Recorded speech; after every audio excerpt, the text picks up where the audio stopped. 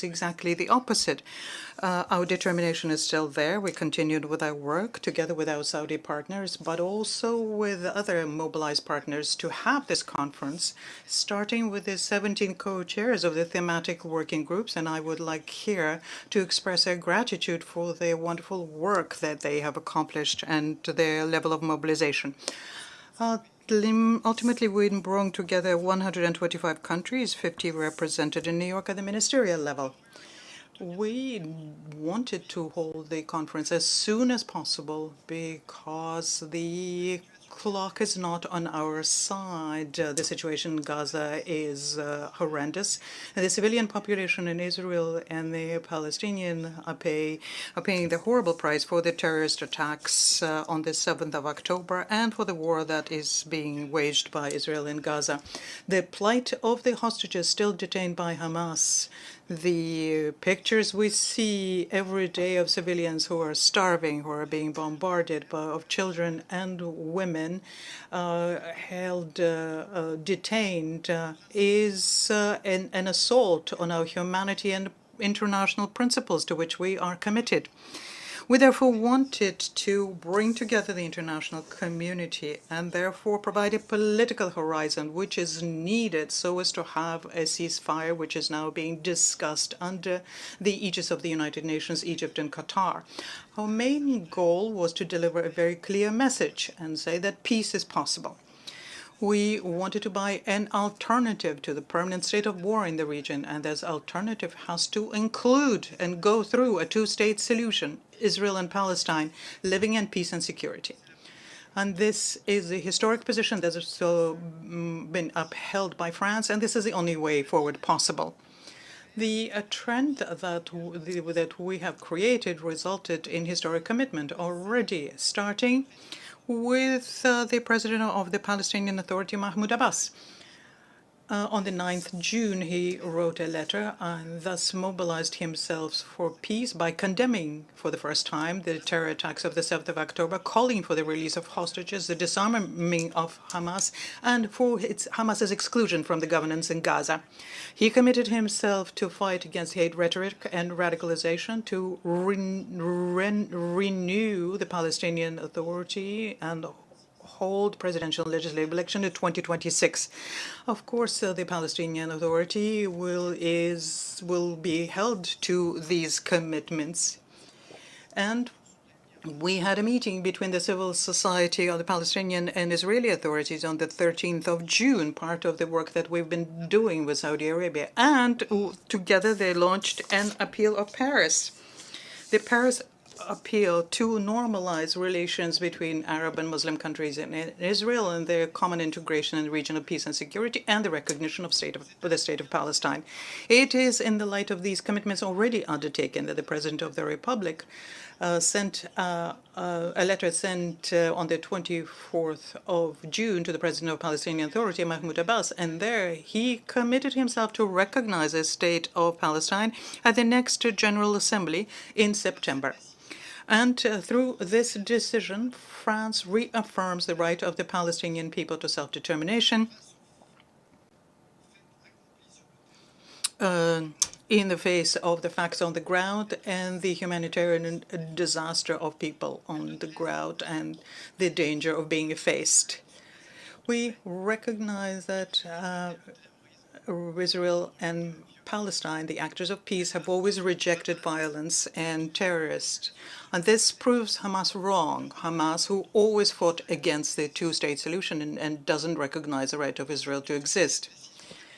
After that major decision made by France, historic commitments have been crystallized, are being formed today and tomorrow here in New York. And let me quote just three. First, on the part of the countries represented of the conference, which will adopt a common vision of Gaza after the war based on the international notion of stabilization. And then secondly, on the part of Saudi Arabia and the Arab and Muslim countries who, for the first time, will condemn terrorism, the acts of terror on the 7th of October, called for the disarmament of Hamas and expressed their hope to have a normalized relationship with Israel in due time and regional integration on the basis of ACE or OSCE. And then thirdly, on the part of the Western countries who expressed their willingness to recognize the state of Palestine and therefore contribute to the edifice of peace. So this is a milestone. A milestone on the long road which leads us to the GA in September, when, through the voice of the President of the Republic, our decision to recognize the state of Palestine will be formalized, and where we are counting on collective mobilization, which should continue before it's too late.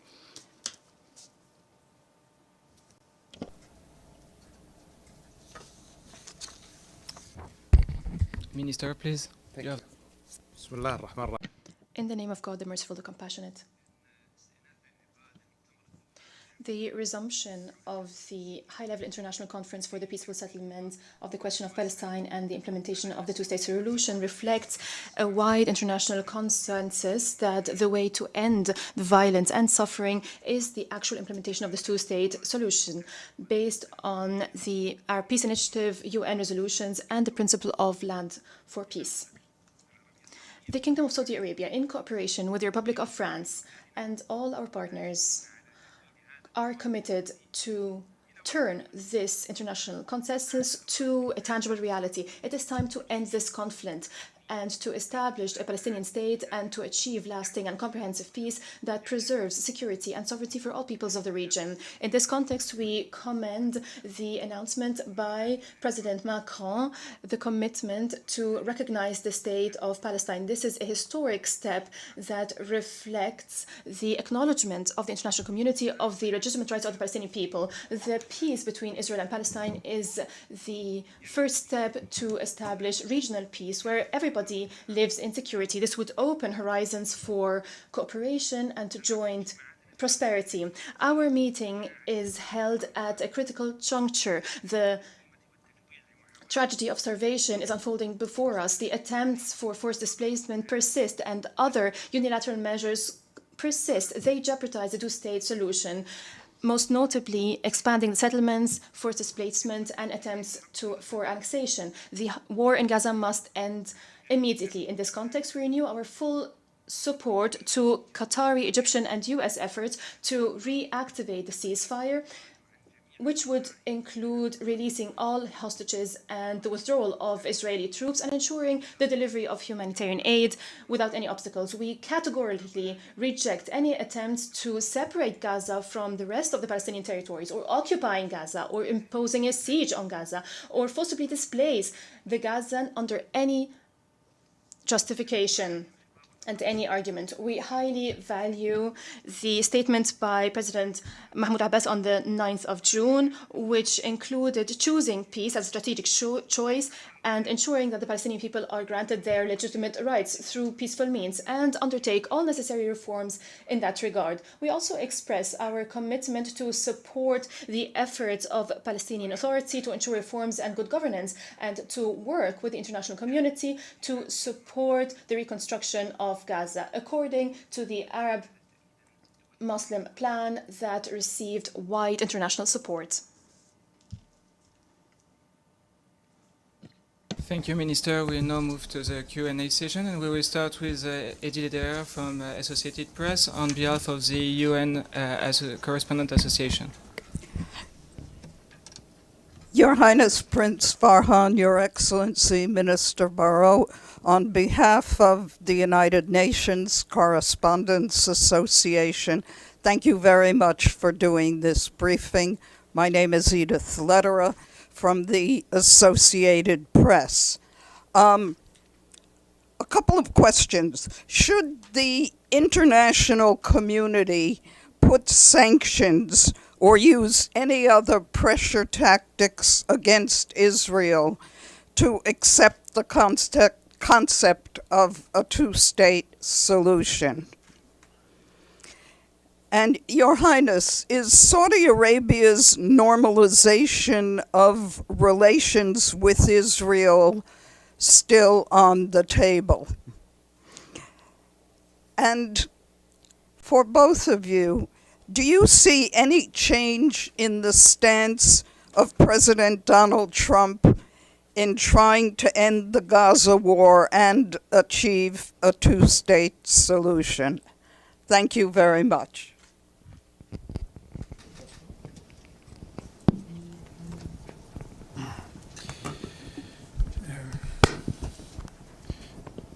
Si nous avons Well, if we had wanted, together with His Excellency Prince Faisal, to organize a conference co-chaired by France and Saudi Arabia on the issue of two states, well, it was because we thought that that solution is more under threat today, now than ever before, since the Oslo Accords about 30 years ago.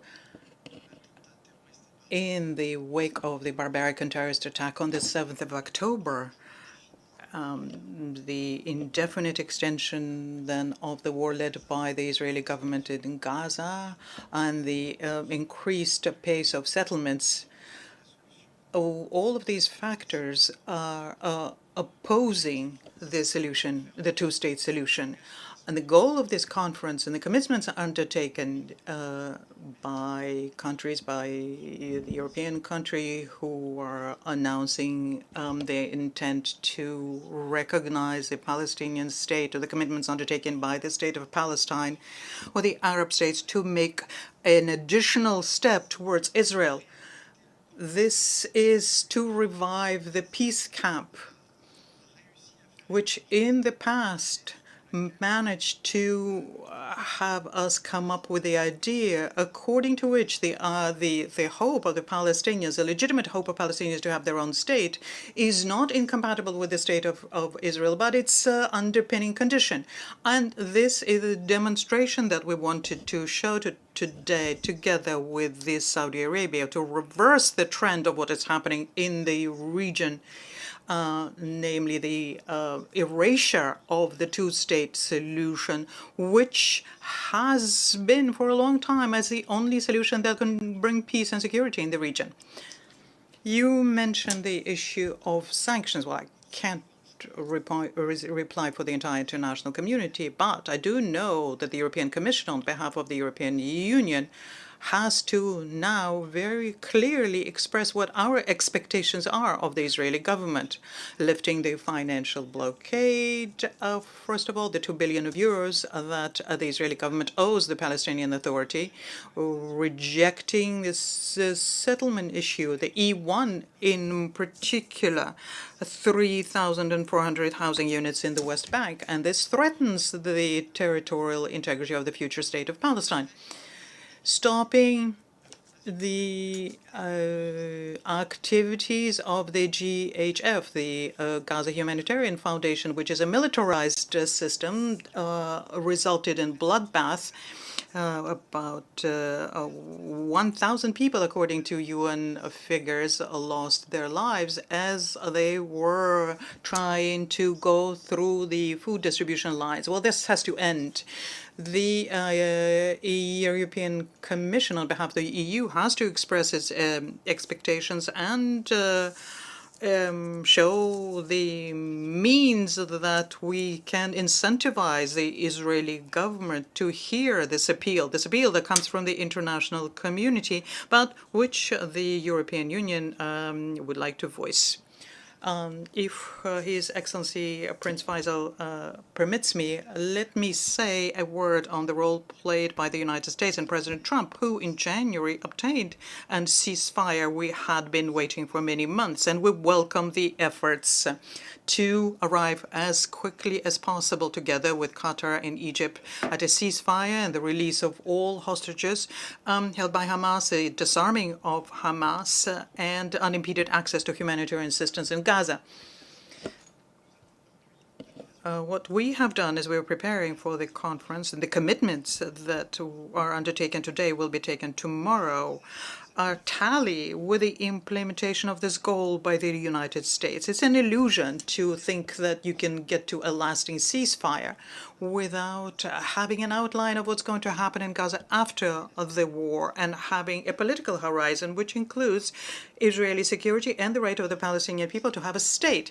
We have heard reservations that have been expressed in the United States as regards our initiative. We are of the opposite opinion. We think it's very compatible with the steps undertaken by President Trump during his first term in the Abrahams Accords, for example. And the collective logic that we have launched cannot be stopped. It's shown here at the conference. And this will allow us, in due time, to facilitate the work that is being done by the U.S. administration when it will once again to return to the logic of the Abraham Accords. Then it will be able to build it on the commitments built today and tomorrow in New York within our conference. So, for your first question on normalization, I think we've been very, very clear over the last year and over the last many months, and most clear was the statement by the Crown Prince that for the Kingdom of Saudi Arabia, normalization with Israel can only come through the establishment of a Palestinian state.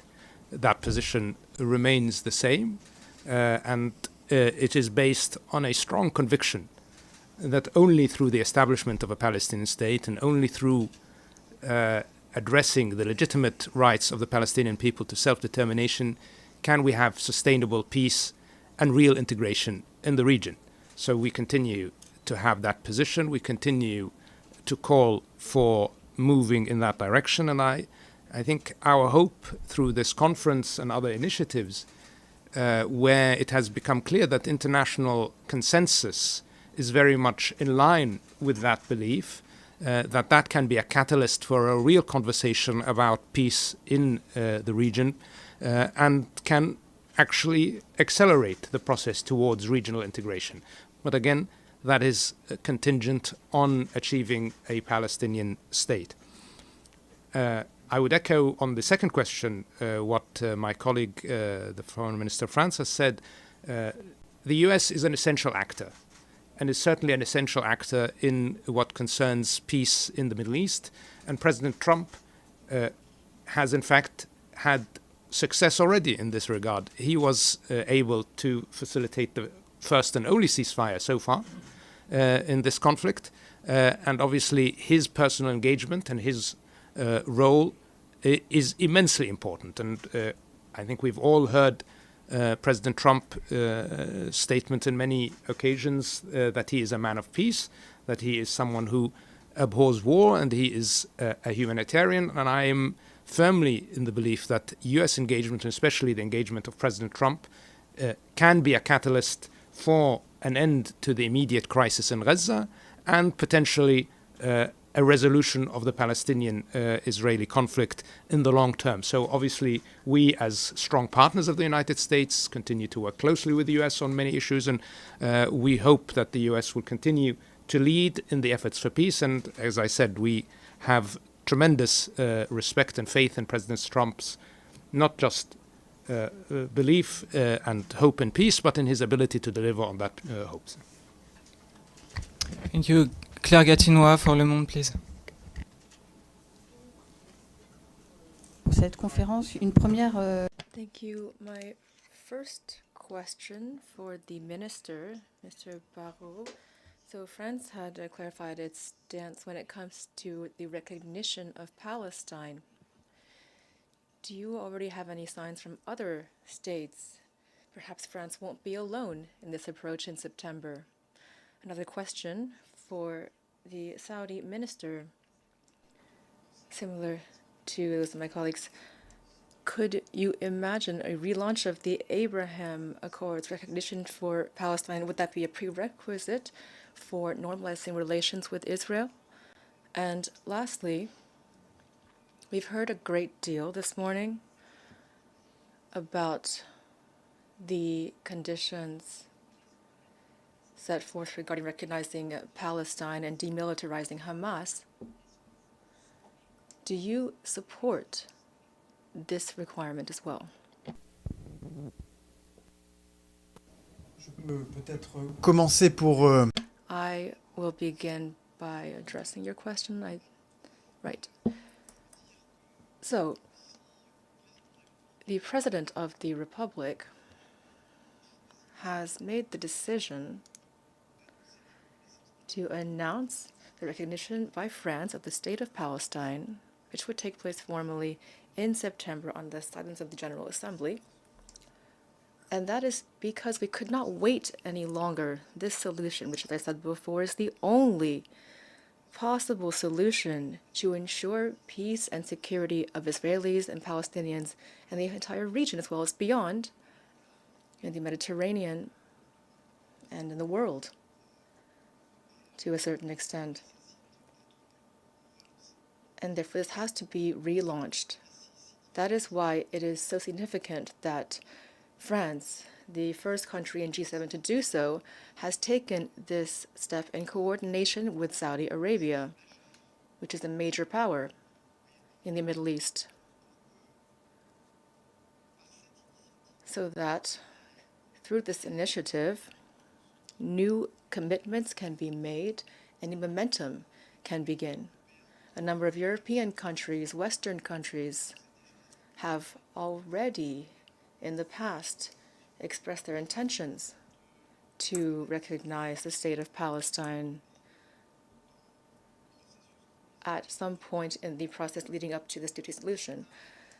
Some of them have already hinted at the fact that they might follow France's example, and that in September we would have discussions over the course of 2 days.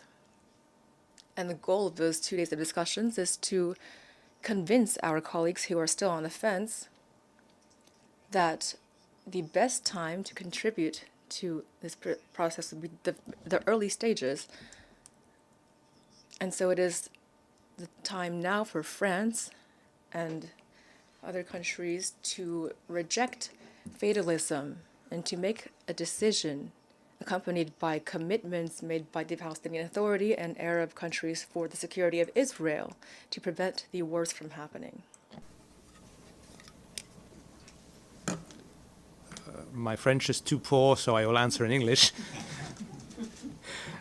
So on the first question, I think I can just reiterate the answer I gave to your colleague earlier, that for the kingdom, recognition is very much tied to the establishment of the Palestinian state, and we certainly hope that the clear consensus shown today, and which will be shown tomorrow as well, and the clear momentum towards establishing that Palestinian state can open the conversation about normalization, but it can only open, first, if the conflict in Gaza ends, if the suffering of the people of Gaza is alleviated, because there's no reason even, or no credibility to have a conversation about normalization with with constant death and suffering and destruction in Gaza.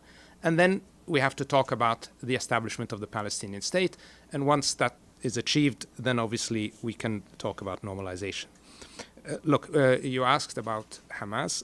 The kingdom's position has always been that the Palestinian Authority is the only that Fatah and the Palestinian Authority are the only legitimate, the PLO are the only legitimate representative of the Palestinian people, and that continues to be the case. And I think what we have seen today with this conference as well reinforces another core belief of the kingdom, the belief that diplomacy, not violence, are the path to conflict resolution and to peace.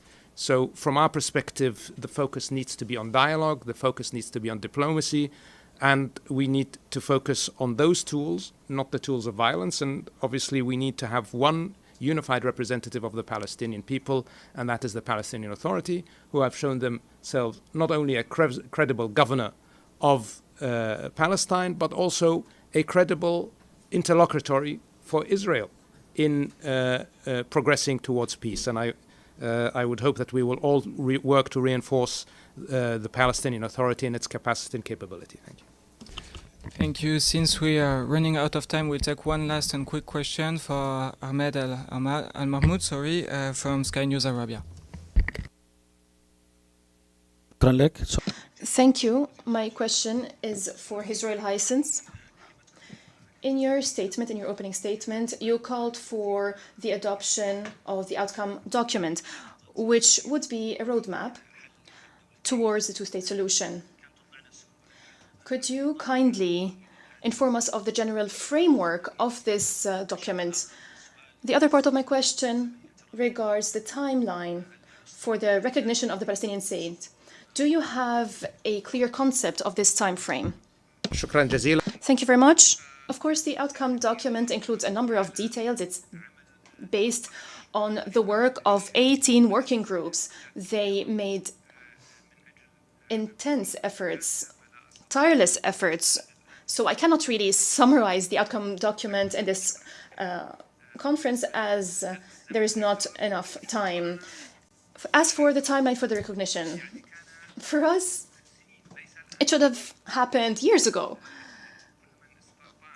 But of course, anyone who can reach the truth at any time is something that we welcome. And I commend the courageous position of the President of France and the French Republic that indicated the intention to announce the recognition in September. There is ongoing dialogue with a number of European countries and Asian countries that have not yet recognized the State of Israel. 149 states do recognize. So the remaining countries are not that many. And dialogue is ongoing with these countries in order to reach that decision.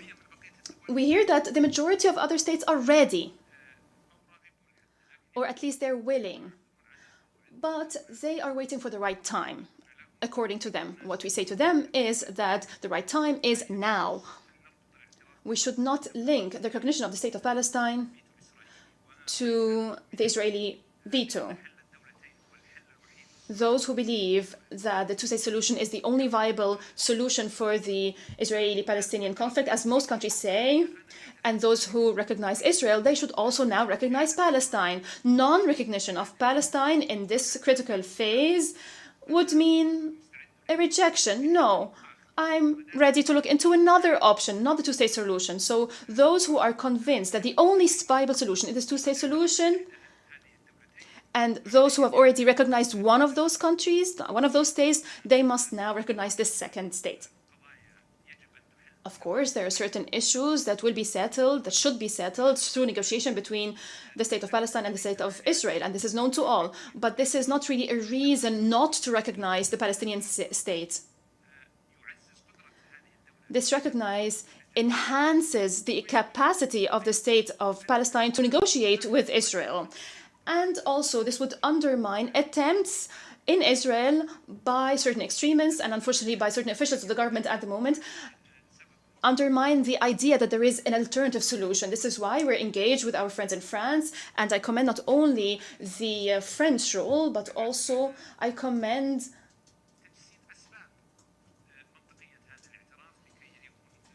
working on putting forward the arguments behind this recognition so other countries can follow suit.